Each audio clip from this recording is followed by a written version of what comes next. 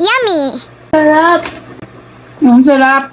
Pwede pang ulam. Chocolate spicy strip, yung favorite namin ni Addison kasi vegan siya, kaya guilt-free. Wow!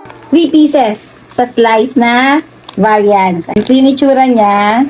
3 pieces din na rod. Ito yung favorite ni Addison, yung silk. 3 pieces din. Okay. At ito naman yung black.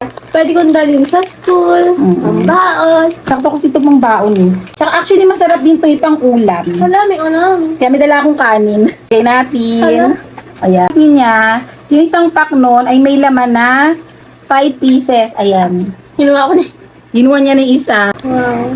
Ayan guys. So maganda dito kasi maliit lang siya. Kaya talagang spoon size. Bite size. Yummy! Ang sarap. Ang promise, guys. Matamis. Na medyo spicy. Sa mga sarap ito. Ayan tayo. Sarap. Sarap. Ito naman yung next natin. Bread. Ayan. Parang kasing laki ng french fries. Siya, guys, may rice. Ako. Ayaw niya na may rice eh. Sarap. Ang sarap. Juicy. Ayan, ang juicy niya. So juicy. At ang lasa, ang sarap. Yung favorite ni Addison. Filled. Dami. Ayan. Yummy! Yummy! Ayan. Sarap. Ang sarap. Sarap, guys. Spicy lang siya. Nilagay ko na yung link ng product na ito sa yellow basket ko. Makikita niyo yung yellow basket sa video ito. Kaya, Check out na!